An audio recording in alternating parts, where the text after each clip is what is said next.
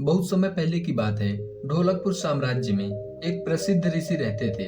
वह ऋषि लोगों का भाग्य बताने के बारे में जाने जाते थे। एक दिन उस राज्य के राजा ने उस ऋषि के बारे में सुना। राजा भी उस ऋषि का अभिवादन करना चाहता था और उस ऋषि से अपने भाग्य के बारे में पूछना चाहता था। इसलिए राजा ने उस ऋषि को अपने महल में आमंत्रित करने के बारे में सोचा। एक दिन राजा ने अपने कुछ सैनिकों को उस ऋषि के पास भेजा और सैनिकों से उस ऋषि को आमंत्रित करने के लिए कहा। राजा के सैनिक कुछ ही समय में उस ऋषि के पास पहुंच जाते हैं और ऋषि को अपने महल में राजा के निमंत्रण के बारे में बताया। वह ऋषि सैनिकों के साथ राजा के महल में जाने के लिए राजी हो गए। जब ऋषि वहां पहुंचते हैं तो राजा ने उनका अभिवादन किया और ऋषि को अपने दरबार में बैठने का निवेदन किया। ऋषि को थोड़ा आराम करने के बाद उस राजा ने ऋषि से अपने भविष्य के बारे में कुछ बताने के लिए कहा। राजा की कुंडली देखने के बाद ऋषि ने उन्हें भविष्य में उन पर आशीर्वाद देने वाले भाग्यों के बारे में बताना शुरू किया।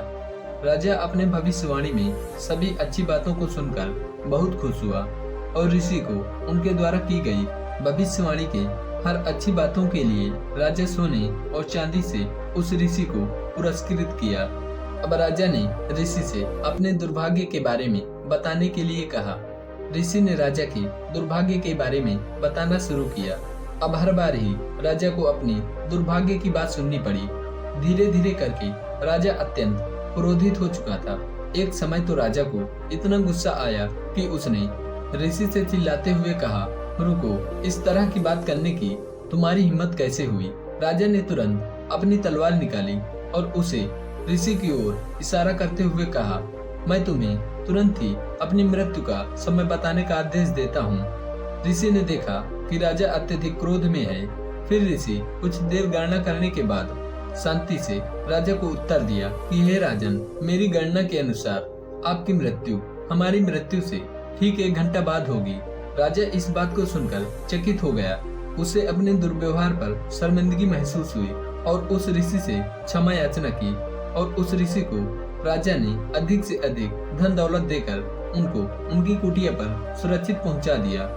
दोस्तों, इस कहानी का सार यही है कि यदि हम समझदारी से काम ले तो मुश्किल स्थिति से बाहर आ सकते हैं।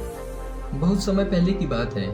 आदि शंकराचार्य और मंडन मिश्र के बीच 16 दिनों तक लगातार शास्त्रार्थ चला।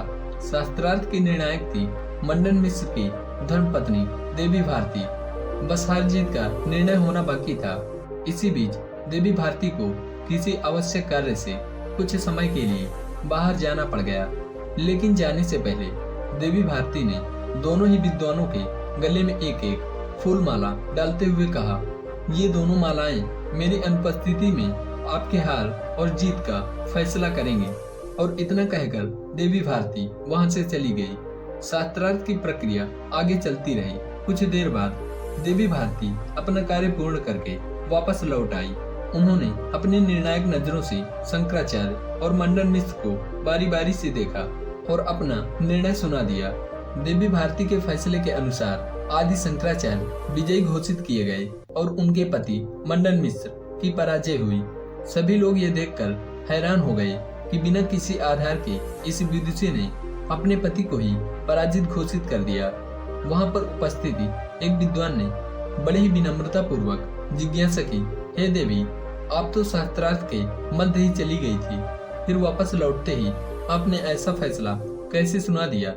तभी देवी भारती ने मुस्कुराकर जवाब दिया, जब भी कोई विद्वान शास्त्रार्थ में पराजित होने लगता है और उसे जब हार की झलक दिखने लगती है तो इस वजह से वह क्रोधित हो उठता है और मेरे पति के गले की माला उनके क्रोध की ताप से सूख चुकी है, जबकि शंकराचार्य जी की माला के फूल अभी भी पहले की तरह ही ताजे हैं। इससे यह ज्ञात होता है कि शंकराचार्य की ही विजय हुई है। विदुषी देवी का फैसला सुनकर सभी लोग दंग रह गए और सबने देवी भारती की काफी प्रशंसा भी की। मित्रों, क्रोध मनुष्यों की वह अवस्था है जो जीत के नजदीक पहुंचकर भी पराजय का एक नया रास्ता खोल देता है। क्रोध न केवल हार का रास्ता दिखलाता है बल्कि रिश्तों में भी फूट डाल देता है। इसलिए कभी भी अपने क्रोध को खुद पर हावी न होने दें। क्रोध से भ्रम पैदा होता है, भ्रम से ही बुद्धि व्यग्र होती है, और जब बुद्धि व्यग्र होती है तब तर्क नष्ट हो जाता है, और जब तर्क नष्ट हो जाता है तो प्राणी का पतन अपने आप ही हो जाता है। प्रिय मित्रों, हम आशा करते हैं कि हमारी क्रोध के विषय की ये दोनों कहानियां आपके जीवन में एक छोटा सा बदलाव जरूर लाएंगी। धन्यवाद।